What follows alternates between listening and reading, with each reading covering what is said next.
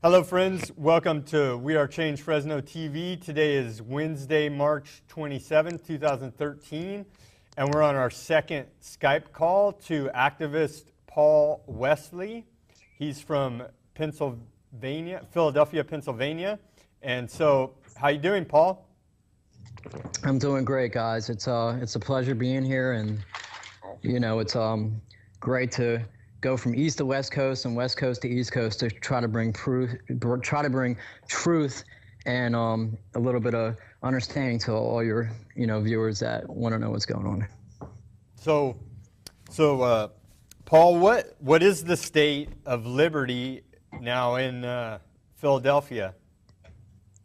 Well, I think the Day of Liberty in Philadelphia is basically, first off, it shouldn't be a Day of Liberty. I think that what should basically happen is that, like all truthers, we do what we do to expose chemtrails, Monsanto, the crooked, corrupt government that's basically trying to have a one world government. And I think instead of a Day of Liberty, I think it should be a day of great awakening because there's so many people asleep, and whether it be via chemtrails, fluoride in the water, GMOs in our food. You go to McDonald's and you see how many people are just consuming this garbage, and it's disgusting. So I think every day is a day of liberty, but if there was going to be one day of liberty, I think it should be like a day of mass awakening.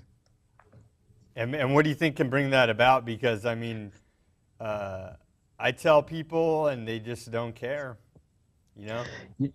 Exactly. Right. So how do we raise that consciousness level then? Some people care, but the majority don't care. Well, it all comes down to a conscious level, and I think when the truth hits people, it comes down to one or two things. It comes down to, number one, I understand what's going on, but number two, do I want to will into existence the self-empower myself to actually make that change? And this is what I love about the name Wearechange. And, it comes down to when people actually see the nasty shit that's going on, do I want to get off my couch? Do I want to wake up and risk my family, risk my job, risk my friends laughing at me? And that's what it's about. And so to say, what will it take for people to change? I think that comes down to the fact of, what are we willing to sacrifice for that change? And because as a society that we've been so pampered via Xbox, PlayStation, internet, our forefathers are rolling in their graves right now because they're looking at us like, wow, these guys are basically getting it up the ass, and each and every way you can think about it, through executive orders from Obama to drone strikes. And we're just basically sitting back and just, oh, I don't care. I just want to dance with the stars on TV. And so if you look at, what happened with Homeland Security ordering 1.6 billion, ammo, and you look at all the armored trucks that were bought, you say to yourself, I say to myself that the government has a plan, and I think that plan is, they know the Great Awakening, so to speak, is going to happen because people are going to be pushed to the point where it's going to be, okay, well, wow, people like me and you guys were right all along. People like me and you guys who are out talking about chemtrails, giving out flyers every day, were right all along. And by the time that it happens, it's going to be a fight. It's going to be where, it's the people that have the guns, basically, and the people that know what's going on. It's just going to be a big fight. So it's really rough right now, really rough.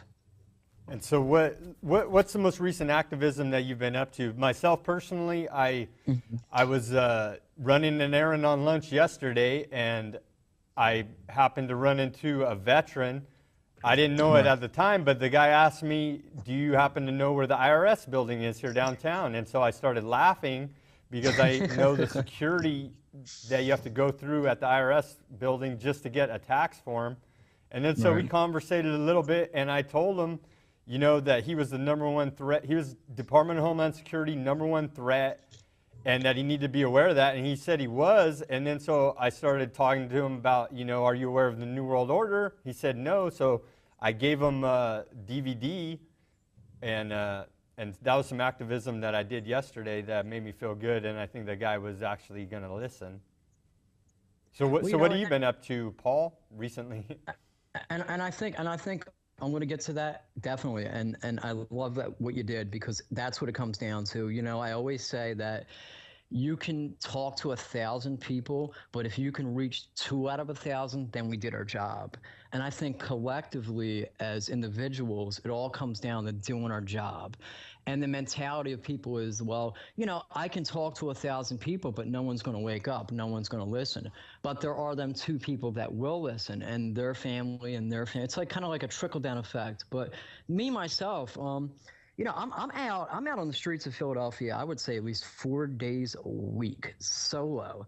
And I see, you know, and I'm just going to blatantly come out and say it. There's nobody else in the city of Philadelphia bringing it on the level that I'm bringing it.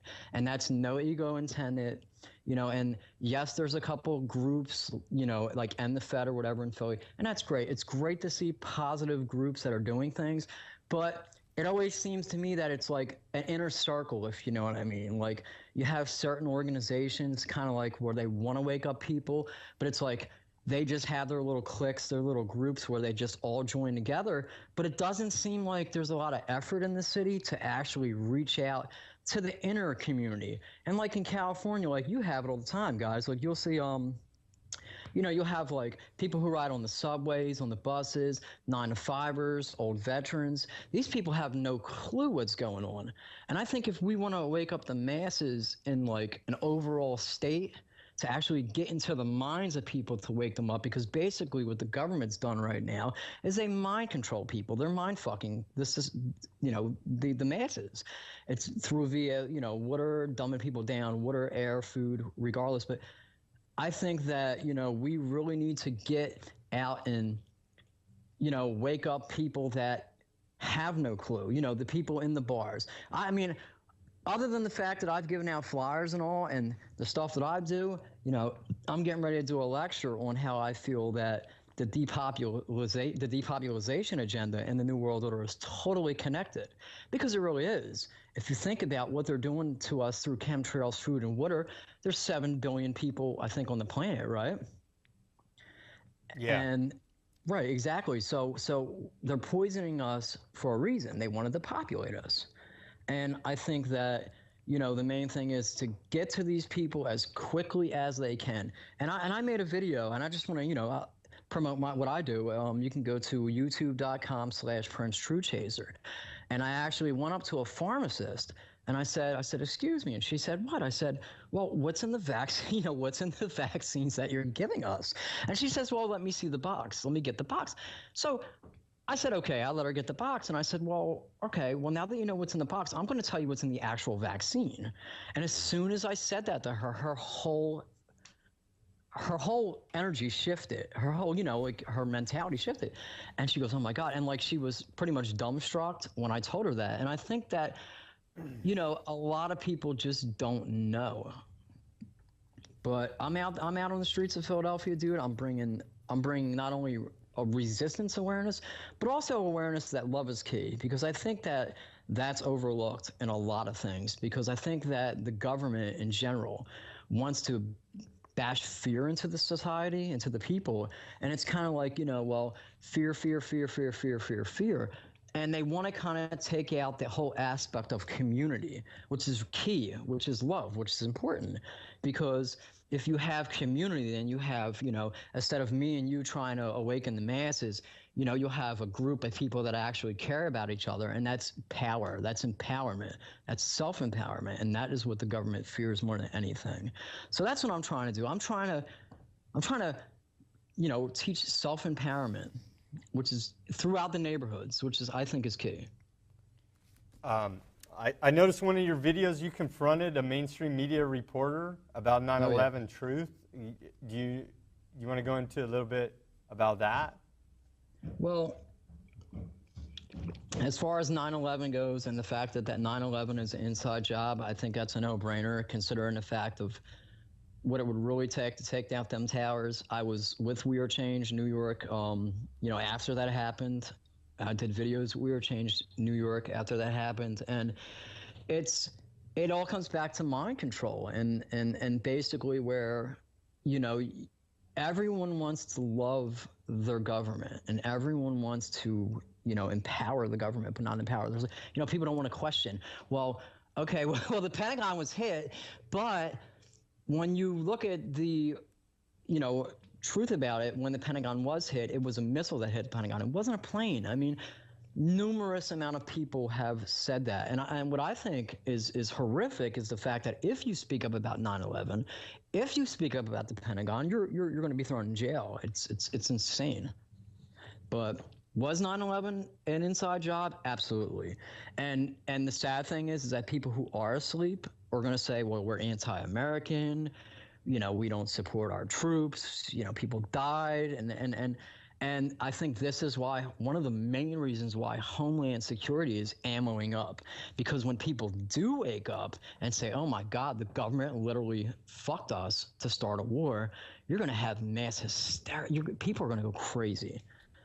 But, you know, 9/11, definitely, dude. I was with Wearechange New York, and, you know, I'm one of those truthers where I put my work in, and I wish this on everyone, especially you guys are great. You guys, I actually reached out to you guys. You guys are great. And I think that a lot of people should just, like I do in Philadelphia, because there's not a lot of people on the East Coast that I think have the balls, I guess you'd say, to do it. And just get out there and risk your butt and whatever it takes to bring truth, you know?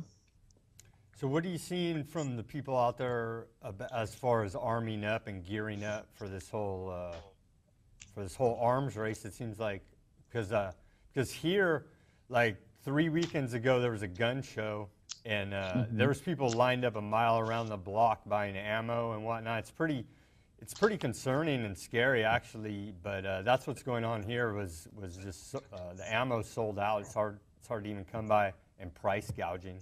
So how's the ammo situation in Philadelphia? So were these like civilians, like normal people like me and you, that were buying all the ammo, or? This is at a gun show at the fairgrounds. And, so it was gun show. Oh, well, that's, you know, it's, I've seen that also. I've seen that in Pottstown, PA. I've seen that in Allentown. I've seen it, dude. I think what it is that the people who are awake, who are aware, are ready. And if you look at the statistics, since Barack Obama, when Bush, if you look at the numbers from when Bush was elected, when Bush was in office, from the difference between when Obama was elected, you know, you see that the number of guns bought skyrocketed. I mean, they skyrocketed. So what does that tell you? That tells all of us that we have a man who is basically power hungry, who wants to be a celebrity, he basically wants to be worshipped. And the people who are awake are scared. I mean, you know, this great nation that we live in, that we fought for, and I hope that we'll continue to fight for, you know, we're scared right now because since we've been dumbed down via food, water, air, you know, we basically are now waking up to the fact that, okay, the little bit that we do have isn't enough because this corrupt system that we live in, and this is actual fact, you know, you can go on homelandsecurity.com and you can look in the app, you know, the ammo that they bought. They know. Why are these people buying all this? And this is why a lot of civilians and a lot of decent, hardworking people like me and you are rushing out to get the ammo because we know. I mean, and I've encountered a lot of people in the street, and I just asked them. I said, you know, the NDAA. I said, have you ever heard of that? And they say, oh, no, I never heard of that. So then I explain it to them, you know, or I'll explain it to them, you know, different other things, and they have no idea. But when you explain it to them, like, oh my God, like, wow. And I'm, you know, off camera, I said, so would that kind of persuade you to armor up, you know, to actually defend yourself? And they said yes. And I think that that's one of the main reasons that a lot of people are buying ammo. I've seen it all through PA. I can't say too much about, like, you know, New Jersey, but in Pennsylvania, yes, definitely. Yeah, it seems like, and especially here, I don't know how your state firearms laws here, but California is very, very strict. Really? And luckily here in Fresno County, we have a constitutional sheriff, and so she is actually, her name's Margaret Mims, and she's actually publicly written a letter to Biden when he came out with all that crazy gun ban talk and told him that we're not going, she will not enforce unconstitutional federal gun regulations in this county. So we're blessed to have a constitutional sheriff here. How's your sheriff in your That's county? awesome, man, because, and I'm just going to come like straight out with you because that's what I do. And I think that's one of the things that I don't like to use the term fans, but friends, you know, via Facebook, Twitter, or whatever, people that I encounter, they really like about me is that I just bring it raw. And I'm going to tell you, the mayor that we have in the city is in Barack Obama's pocket, Mayor Nutter. Anywhere Barack Obama is, Mayor Nutter is right up his ass. And really, yes, it's sickening, dude. It's definitely sickening. Even when Barack Obama got, you know, when he got elected, first term, second term, whatever, our mayor is like right beside him, dude. They're like connected. And I don't think it's like mainstream. Like a lot of people don't understand this, but yeah, so he's definitely he's anti-gun. I mean, it's so sick to the point now where I think it's where they say, okay, well, if you have a gun, no questions asked, I think $200, you know, they will take your gun. And I don't think that, you know, it's rough, the economy as it is. And a lot of the poor folk, the hard-working people like us, they say, well, you know, Christmas is coming. You know, I got this extra gun or two. Let me get rid of it. And the kind of government kind of puts them in a position where it's like, no questions asked, give up, you know, your firearms. And that is basically to disarm the United States of America. And basically, it's like I said, it all comes down to a mental game. It's to make you think, you know, hey, look, we're trying to protect you, but technically, mentally, we're trying to disarm you. And I know, you know, I know that's exactly what they're doing. And me, myself, I'm a proud owner of a shotgun. You know, I own a shotgun, and I'm not going to give it up. You know, I love to hunt, and that's my thing. You know, and I'm not going to give up my shotgun because we're all going to need it eventually if you own a firearm. But I personally think that in the next year things are going to get really, really, really rough. But you know, I think that they are going to stage more false flag terrorist attacks. So like like Sandy Hook is one of them, right? Well, it sure appears to be staged. It appears to me that anything that the mainstream media, any kind of public violence that the mainstream media hypes is staged, because then they can control the narrative on it. I agree 100% because see, the thing is that, again, you know, I was the first one to expose the media in Philadelphia. I was the first one to bring light to the chemtrail. Can you go into that a little bit? What did you expose them about specifically? Well, as far as the media is concerned, I exposed the fact. Well, see, and when you use the word expose, what I mean by that is kind of like bring to light the issue of how nasty the media is, how nasty and untrustful the media is. And I think basically when you use the word expose, to me, that's bring to light. And I had brought to light, I just literally, my first video I ever done on YouTube was basically I ran up on CBS 3 and I pushed the issue of chemtrails and I pushed the issue of depopulizing the planet.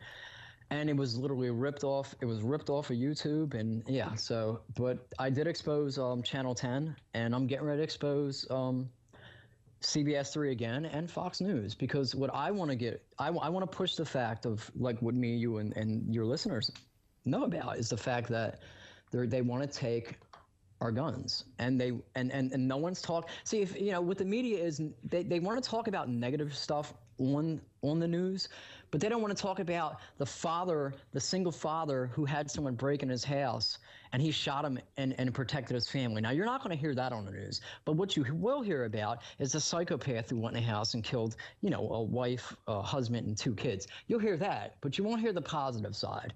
But that's the media's job. The media is gag ordered by the government to keep everything negative. They want to keep us in a state of fear. That way we depend on the government And if we depend on the government and we don't empower ourselves, and self-empowerment, dude, is key. Because when we self-empower ourselves, then we buck up and we say, okay, we know how things are, and we're going to keep our guns. And, you know, when you have a community-based situation like me or you guys, and we're in this little tight-knit community, if shit goes wrong, we're going to, you know, we're going to look out for each other. If there's a crazy in the neighborhood, we're going to take care of it. If there's someone that's in the neighborhood that's shooting, you know, we're going to take care of it. And this is what America is built on. It's built on community. It's built on that. Now, when we give our power to government, what happens then is we rely on government. You know what I'm saying? And if you look at the statistics, and the statistics say that, you know, there's more killings through knives, through stabbings, than there is of shootings. Okay, but you're not going to hear that on the mainstream media.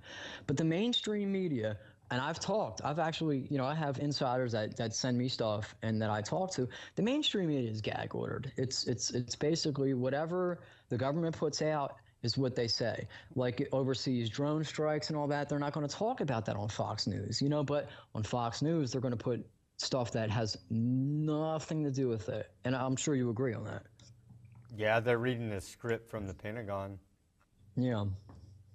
I mean, I saw, and this is even down to local news. They're just reading off a teleprompter, and they're following a continuity of agenda. And it's pretty obvious because because there's a couple of YouTube videos where you could see like 30 different reporters over 30 different local newscasts saying the exact same thing. And the only thing that explains it is they're reading off the same script. And it kind of makes you wonder, you know, it kind of to the person that's not brainwashed. And I say this, in a loving, in a good way. Well, I don't know. I say this in a way to where you would have to understand the term brainwash, to where if you're asleep, to where it's just kind of like, I go to work, I come home, I rely on my news, I see my kids, I see my family, and I play video games, and like that's a lot of people's lives. So if you explain to them what we are talking about, you know, and it all comes back to what will we will into existence and sacrifice to make the change, and there you go, we are change.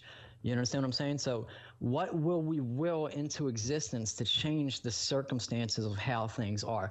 And I think that once people begin to wake up and empower themselves, that's when we will change what's going on.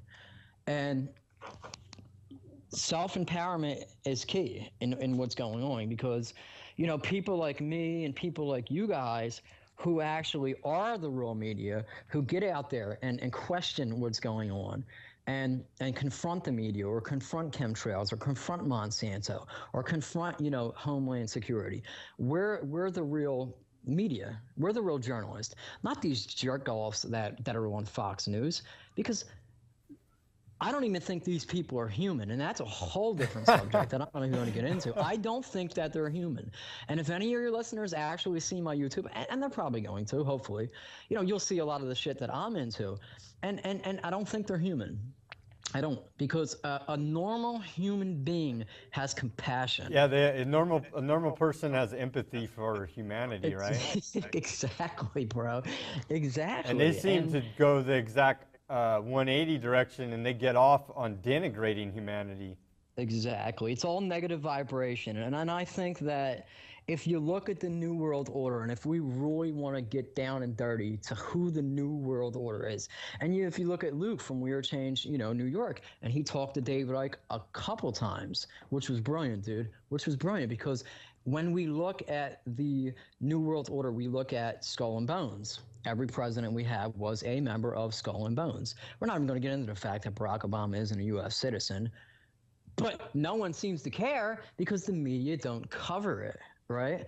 But if you get into the actual Skull and Bones, and you get into the Illuminati, then you get into the dark agenda, and then when you get into that, you realize who these negative beings worship, and it's scary. And I think that in order to wake up the world, we have to do it in baby steps, because if we just come out and say, hey, look, your president's a satanic child sacrificing, you know. That's how I've been doing it. Exactly. Huh? No, yeah, they're serving Satan. Exactly. And now, myself, I'm not a really religious person. I believe love is key, and that basically how you treat others is how you're going to be treated. And I have a lot of friends that are Catholic and Christian and Muslim, but the point of the matter is this: is that the people that run this government, the offshore bankers that really run things, are evil, and they get off on it. And so if we're going to really awaken the masses, we have to basically, I mean, it's just so much. It's just so much. And these parasites have planned so far ahead, because when you look at it, you can't even take your kid to school unless they get vaccinated. So therefore, the next generation is already fucked up from vaccines. We're already being sprayed in the sky. Our food's already fucked up. What chance do we have? What do we do? And that's ultimately the question. Now, with all this against us, through everything that I've just said, how do we wake up people knowing all the things that I've just said? And it's so much. I mean, a lot of people ask me, Paul, how do you keep sane? I mean, how do you know what I mean? Like, how do you know all this stuff and keep on going? And I think, that it's love, because Is it love? I've had it's absolutely positively love, because when I look at my daughter, and she's disabled from the vaccinations, her my youngest, and when I see her and she wakes up, she's the happiest little girl in the world, and that's what keeps me going. When I walk down the street, I mean, I literally, like I said, I'm on my hustle, dude, 4 days a week, and when I see people beat their horns, yo, True Chaser, it makes me smile when I'm having a bad day, and that's what keeps me going. What do they call you? True Chaser, Prince True Chaser, yes, dude, Prince True Chaser. And a lot of people like, oh, it's Prince True. Like, my mom, before she passed from cancer, she's called me a Little Prince. So, Little Prince, I always went by the Little Prince, but because I'm only 5'4", but the Truth Chaser kind of came into connection with that, because we're always chasing truth. People say, oh, well, how you're just chasing truth? Well, realistically, we're always chasing truth, because even when you think you found the truth, you haven't found shit, because then it leads to something else. So the whole Prince Truth Chaser, kind of came into play. But, it's just, I think that's what keeps me going, is seeing your efforts pay off, and knowing that when our final hour is up, whether it be Wearechange, California, or me, or anyone, we can honestly, say we tried, and we made a difference. And I think that, a lot of your listeners would agree that when you go through life, some people have deja vu, some people have dreams where you see family that passed away. I think that this life is an experience for the soul, to where basically what you do in this life determines where you go in the next. And I don't mean like heaven and hell type of thing. I mean, like,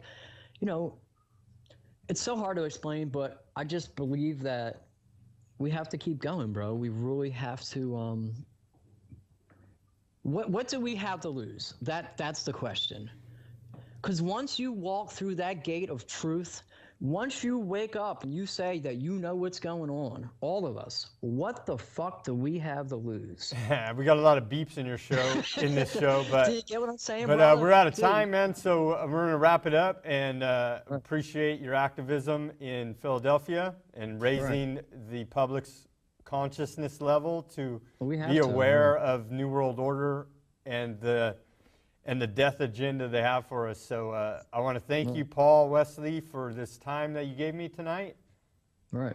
And we'll definitely be in touch for some more interviews in the future, huh? Well, it sounds good, dude, because I'm on the verge of actually tackling the whole homeland security issue. I've got an insider that there's actually someone within Philadelphia who's kind of oversees homeland security through Pennsylvania, so I'm going to kind of tackle her and confront her on a aggressive level. And I'm also going to hit the media hard, because I think that hitting the media hard is key. And your viewers, really, everyone listening has to understand that we have to show the public the media is full of shit. Once we do that, then we got something going. All right. Thank you. All right, brother. Good night. Sounds good.